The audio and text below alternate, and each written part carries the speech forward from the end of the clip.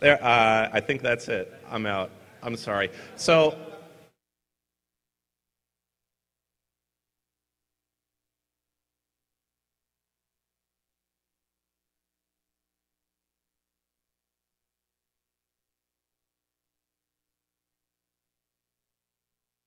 has been a long-standing friend of Toorcon. He's been, I think, one of our longest lecturers, and he's giving a talk here on the state of the enemy of the state. So let's. I guess I won't announce where you work or anything like that. I'll let that slide. I'll let you deal with that. So let's give a big round of applause for Simple and the state of the enemy of the state. Thanks, man. Appreciate it.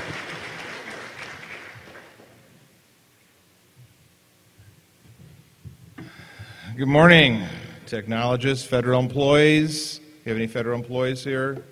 Government contractors? State representatives? Any foreign governments, intelligence represented here? Oh yeah, they're all here. Okay. Crazy people? Do we have any crazy people? Want to give a big shout out to some crazy people? I guess I won't be giving a shout out to any of the drunks. I guess they probably are the ones that aren't here. Oh, there's a few drunks here. Good. Good. Good deal. Fellow hackers, it's good to be back to Toorcon 8. The first Toorcon I spoke was at Toorcon 2. And I think I've spoken at almost every single one of them. I've tried to make it to all of them. And this is one of my favorite cons. I really have a good time every time I'm here.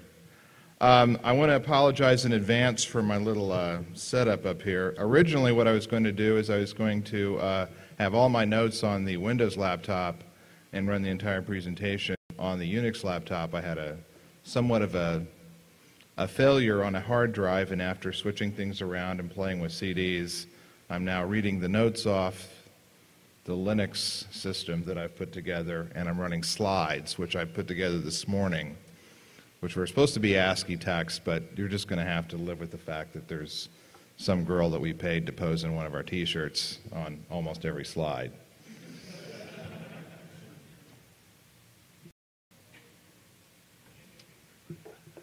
What was that?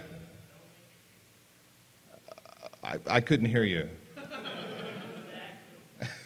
Exactly, all right. Okay, this talk's entitled Enemy of the State, or I should say, State of the Enemy of the State. And this is not going to be a fun talk, I'm afraid. This hopefully is going to be a bit painful, and that is because we, the hacker community, are the enemy of the state. And it's really an interesting thing that I'm giving this talk after Corey's talk, because all of his talk provides a lot of background that feeds directly into my talk. And we didn't plan it that way, but that's just the way it just seemed to have worked out. And in my talk, for the most part, when I refer to the state, I'm basically, as far as who is the enemy of the state, I'm referring to the United States. And I'm mainly using them as an example, but the state could actually be some other government or authoritative nation state of some sort. But anyway, the whole thing is part of the premise of this is that they are still, to this day, somewhat fearful of us. And as we've come to know, fear means enemy in a lot of cases. So what I want to do is I want to kind of summarize basically my whole presentation here with two words: wake the fuck up. Okay? I'm absolutely serious about this. I mean, we've got to wake up. Now, I'm not going to claim that you should trust me, so I'm doing my disclaimer now. I don't claim to be an authority of any kind. I am basically a hacker who occasionally turns his powers of observation and pattern recognition from hexed-ups and packet traces to looking at other things. And I have been known to make predictions about how things are going to be moving in the industry, and there have been times that I've been correct. Now, unfortunately for me, most of my predictions are fairly wild and paranoid sounding, so I come off more or less like a kook, and tend to dismiss me and everything. But the good thing is I do now, and I don't have maybe 60% on my predictions. I'm about 60 to 70% right on my predictions. I do get a chance to say I told you so, okay, which is always, as we know, that's always a satisfying thing to do, particularly in our field, when you're able to tell that, administrator, I told you that box wasn't secure, okay? But you have the bad part because the box got rooted, and now you have to go clean it up. But nonetheless, you do have, some little victory in it, even though it's somewhat hollow. Now, I want to give you a few examples of what exactly I'm talking about. There's some bad stuff that I've previously predicted. In 1998, at a SANS conference in New Orleans, back when it was almost cool to speak at SANS, as opposed to now where it's really not cool at all to be speaking at SANS, I was describing how I thought a distributed denial of service attack would work, and how I thought that a network of literally dozens of computers could take down sites for literally hours at a time. And that was my, and that was just one part of talking. It was just more of an intellectual exercise than anything else. I didn't call it DDoS. Someone else later on came up with that term. I actually have no idea who came up with the term. But the thing is that about 18 months after that, it actually did come to pass. We had the first ones. I think the first documented ones were, I think it may have been George Mason University was, I think, one of the first ones that got hit with the DDoS. And then, of course, February 2000, hell broke loose, and we couldn't buy books on Amazon for literally hours at a time, and chaos ensued because you got to buy your books on Amazon. But the thing is I was incorrect in my scale, because I thought because like I said, I thought dozens, and it turns out there were thousands. There's actually been, I think, some of the larger botnets that have been uncovered. People that hunt these things down, it's in the hundreds of thousands. Now those are some really, really, really big botnets and whatnot. Another one that I did, now the hackers as terrorists thing is not really that much of a prediction, but I was at DEF CON in 2001.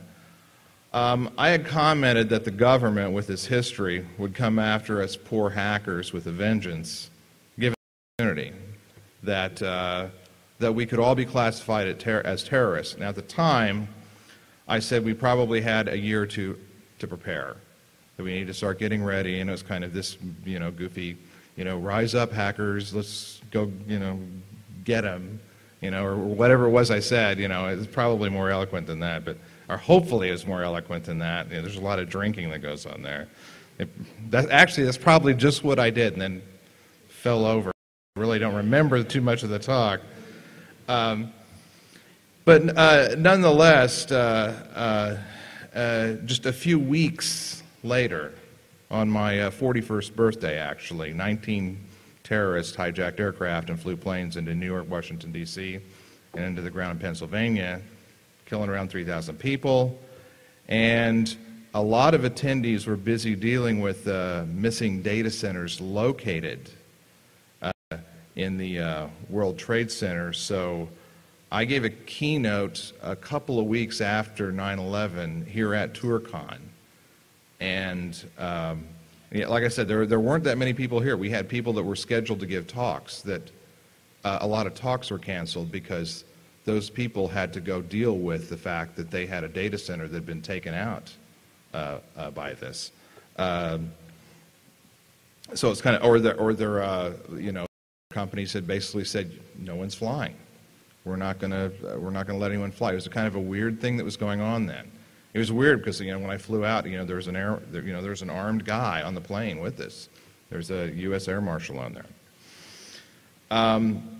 But I had stated that I fully expected the government to come down on us intentionally or unintentionally like a hammer. And basically, general public at large that was going to be affected horribly with this. And I was right in one respect, and I had no idea what the impact was going to be with USA Patriot, but that's exactly what happened. It was passed on October 24th, just a few weeks after that particular Toorcon. And it's not only created massive issues for average citizens, but it's also created a huge potential impact for the underground community in ways that really, truly paled my original paranoid rantings that I was giving at DEF CON and Toorcon that year. And to give you an example of what I'm talking about when I say hackers as terrorists, I had a conversation, this was again, just after Toorcon. Next big conference was CanSec West, and I was speaking at that one as well. And I had a fairly lively discussion. As you know, if you've ever been to CanSec West, usually the first morning, registration starts at 8 o'clock in the morning, so Dragos gets down there about 10:30 with his computer with all the registration info. So everyone's milling around down there waiting for Dragos to get out of bed. And so I'm having this conversation with there's a couple of FBI guys, and then there's a guy that I had met there at the conference from the Department of Justice, who's actually giving a talk. And so I'm kind of quizzing him, and I'm basically talking to him about USA Patriot. And so I'm asking, what are some of the implications here? Well, let's throw out some scenarios, because I was really interested into what was legal and what was not. And I said, let's say, for instance, that I port scanned all the web servers in China and was looking for web vulnerabilities. I'm just looking for files on servers. That's all I'm doing. It says, pre-USA Patriot, was that legal? And DOJ guy and the FBI guys at the same time said, yes, that was legal. You could do that. You could look for files on a website, and it was not. Ooh, I'm losing something here. Hold on. Okay, there we go. And then I said, okay, how about post-USA Patriot? Is it legal? The answer was no.